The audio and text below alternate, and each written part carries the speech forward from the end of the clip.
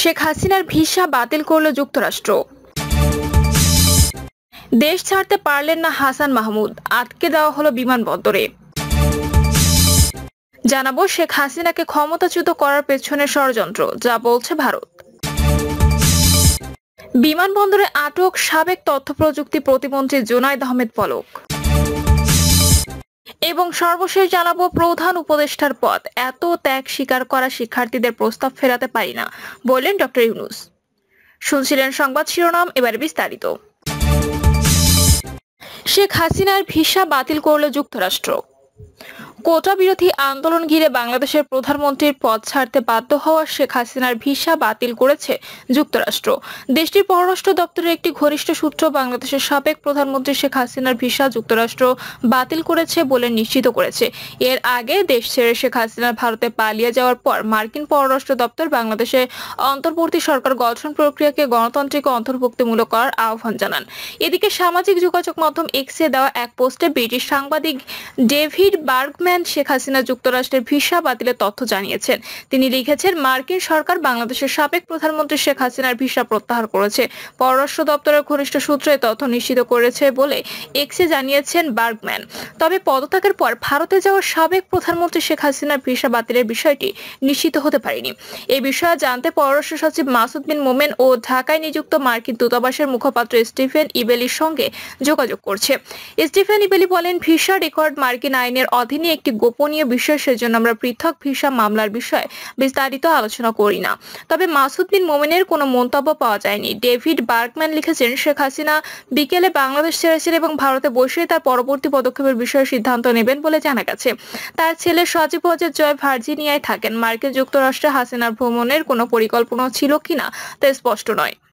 British এই সাংবাদিক লিখেছেন, হাসিনা যুক্তরাজ্যে আশ্রয় চাওয়ার কথা বিবেচনা করেছেন, সেখানে তার বোন এবং ভাগ্নি থাকেন। হাসিনা যে পদ্ধতিতে ব্রিটেনের কাছে আশ্রয় চেয়েছেন, অভিবাসন আইন অনুযায়ী তা সম্ভব নয়। ভারতের পররাষ্ট্রমন্ত্রী এস জয়শঙ্কর বলেছেন, শেখ হাসিনা তাদের কাছে অল্প সময়ের মধ্যে জরুরি ভিত্তিতে আশ্রয় চান। এই সময় হাসিনা আরও জানান, ভারতে অল্প সময়ের জন্য অবস্থান করবেন তিনি। জয়শঙ্কর বলেছেন, খুবই অল্প সময়ের নোটিশে অল্প সময় অবস্থানের জন্য শেখ হাসিনা ভারতে আসার অনুমতি চান। ভারতের পররাষ্ট্রমন্ত্রী দেশটির সংসদে আরও বলেছেন, তারা বাংলাদেশের বর্তমান পরিস্থিতির উপর নজর রাখছেন। বাংলাদেশ সরকার ভারতীয় হাই কমিশনের নিরাপত্তা নিশ্চিত করবে এমন আশাও ব্যক্ত করেন জয়শঙ্কর। তিনি বলেন, আমাদের প্রত্যাশা যে বাংলাদেশ সরকার ভারতীয় হাই কমিশনের নিরাপত্তা নিশ্চিত করবে। জয়শঙ্কর বলেছেন, বাংলাদেশে 20,000 ভারতীয় নাগরিক ছিলেন, তাদের মধ্যে অন্তত 8,000 জন ফিরে এসেছেন। এছাড়া তাদের নজর সংখ্যালঘুদের উপর থাকবে বলে জানিয়েছেন তিনি। দেশ ছাড়তে পারলেন না হাসান মাহমুদ, আটকে দেওয়া হলো বিমানবন্দরে। বিদেশে যাওয়ার সময় শাহজালাল আন্তর্জাতিক বিমানবন্দরে আটকে দেওয়া হয়েছে আওয়ামী লীগের যুগ্ম সাধারণ সম্পাদক হাসান মাহমুদকে।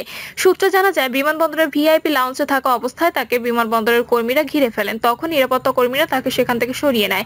বিমানবন্দরে কর্মরত বিমান বাংলাদেশ এয়ারলাইন্সের একজন কর্মী জানান, তিনি কোন দেশে যাচ্ছিলেন এই বিষয়ে নিশ্চিত করে কেউ কিছু বলতে পারেনি। তবে তার সার্ক ভিসা রয়েছে, সার্কভুক্ত যে কোনো দেশে যাওয়ার কথা ছিল। বর্তমানে তাকে কোথায় রাখা হয়েছে বিষয়টি নিশ্চিত হওয়া যায়নি।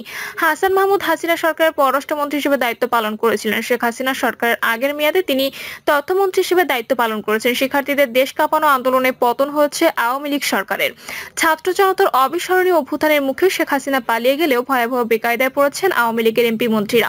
অনেকে সুযোগ বুঝে দেশ ছাড়তে পারলেও আটকে পড়া অনেক এমপি মন্ত্রী ও অসংখ্য নেতাকর্মী প্রাণ ভয়ে পালিয়ে বেড়াচ্ছেন। বিমানবন্দরে আটক সাবেক তথ্য প্রযুক্তি প্রতিমন্ত্রী জুনায়েদ আহমেদ পলক। ভারতের রাজধানী দিল্লি পালানোর সময় শাহজালাল আন্তর্জাতিক বিমানবন্দরে আটক হয়েছেন জুনায়েদ আহমেদ পলক। বিমানবন্দরের ভিআইপি লাউঞ্জ থেকে আজ বিকেল 3টার দিকে তাকে আটক করা হয়েছে। বেসামরিক বিমান চলাচল কর্তৃপক্ষের দায়িত্বশীল সূত্র বিষয়টি জানিয়েছেন। এখনো পর্যন্ত জানা যাচ্ছে, শাহজালাল আন্তর্জাতিক বিমানবন্দরের ভিআইপি লাউঞ্জে অপেক্ষায় ছিলেন শেখ হাসিনা সরকারের ডাক, টেলিযোগাযোগ ও তথ্য প্রযুক্তির প্রতিমন্ত্রী জুনায়েদ আহমেদ পলক। তখন বিমানবন্দরের কর্মচারীরা তাকে ভিআইপি লাউঞ্জে আটকে রাখেন। কিছুক্ষণ পর বিমান বাহিনীর কর্মকর্তারা এসে তাকে আটক করেন। শেখ হাসিনাকে ক্ষমতাচ্যুত করার পেছনে ষড়যন্ত্র, যা বলছে ভারত। বাংলাদেশের প্রধানমন্ত্রী পদ থেকে শেখ হাসিনার ক্ষমতাচ্যুত হওয়ার পেছনে ষড়যন্ত্র থাকতে পারে বলে ধারণা করছে ভারতীয় জনতা পার্টি নেতৃত্বাধীন ভারতের ক্ষমতাসীন সরকার। দিল্লিতে বাংলাদেশের চলমান সহিংস রাজনৈতিক পরিস্থিতি ও শেখ হাসিনার ক্ষমতাচ্যুত হওয়া নিয়ে অনুষ্ঠিত সর্বদলীয় বৈঠকে ভারত সরকারের পক্ষ থেকে এমন তথ্য জানানো হয়েছে। বৈঠকে ভারতের পররাষ্ট্রমন্ত্রী জয়শঙ্কর বলেছেন, বাংলাদেশের শেখ হাসিনা নেতৃত্বাধীন সরকারের পতনের ষড়যন্ত্রে কতিপয় রাজনৈতিক ক্রীড়ানক জড়িত থাকতে পারে বলে জানা গেছে। দেশটির বিরোধী দল কংগ্রেসের সাংসদ রাহুল গান্ধী বৈঠকে জয়শঙ্করের কাছে জানতে চান, গত কয়েক সপ্তাহ ধরে ঢাকায় চলা নাটকীয় সব ঘটনায় বিদেশি শক্তি বিশেষ করে পাকিস্তান জড়িত থাকতে পারে কিনা। তার এমন প্রশ্নের জবাবে শেখ হাসিনা সরকারের পতনের পেছনে ষড়যন্ত্র থাকতে পারে বলে গোয়েন্দা তথ্য পাওয়ার কথা জানায় জয়শঙ্কর। তিনি বলেন, ভারতের সরকার বাংলাদেশের পরিবর্তনশীল পরিস্থিতির উপর নজর রাখছে এবং সম্ভাব্য সব দিক খতিয়ে দেখা হচ্ছে। বাংলাদেশের চলমান পরিস্থিতিতে সম্ভাব্য নিরাপত্তা, অর্থনৈতিক এবং কূটনৈতিক প্রতিক্রিয়া মোকাবিলায় ভারতের সরকারের নেওয়া পদক্ষেপের বিষয়ে দেশটির সব দলের নেতাদের অবহিত করেন জয়শঙ্কর।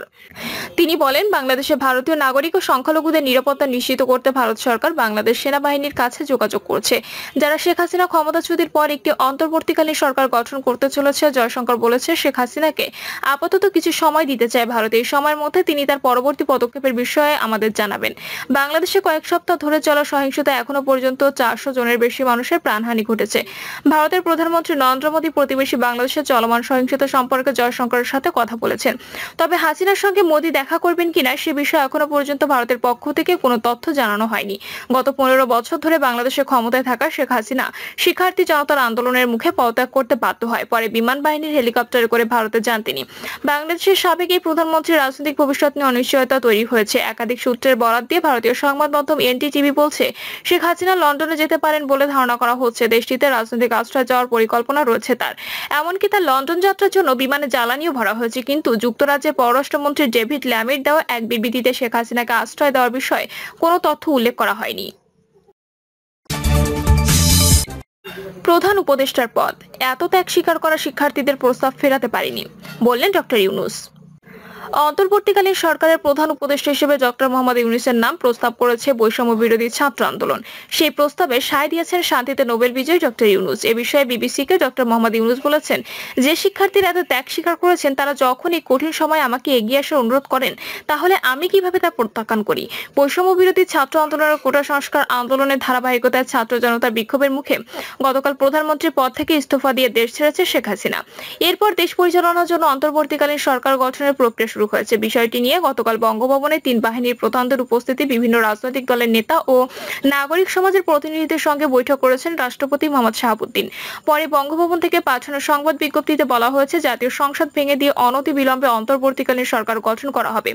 এরপর ভোররাতে এক ভিডিওতে অন্তর্বর্তীকালীন সরকারের রূপরেখা ঘোষণা করেন বৈষম্য বিরোধী ছাত্র আন্দোলনের অন্যতম সমন্বয়ক নাহিদ ইসলাম।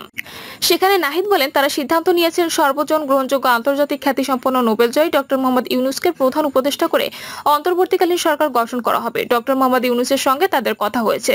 তিনি ছাত্র জনতার আহ্বানে বাংলাদেশকে রক্ষা করতে এই গুরুদায়িত্ব নিয়ে সম্মত হয়েছেন। নাহিদ ইসলাম আরো বলেন, তারা সকালের মধ্যেই এই সরকার গঠনের প্রক্রিয়া দেখতে চান। রাষ্ট্রপতির কাছে আহ্বান থাকবে, দ্রুত সময়ের মধ্যে ডক্টর মোহাম্মদ ইউনূসকে প্রধান উপদেষ্টা করে অন্তর্বর্তীকালীন সরকার গঠন করা হোক। প্রিয় দর্শক, এই ছিল এখনকার সর্বশেষ সংবাদ। আপডেট সব সংবাদ পেতে চ্যানেলটি সাবস্ক্রাইব করে বেল আইকনটি ক্লিক করে রাখুন।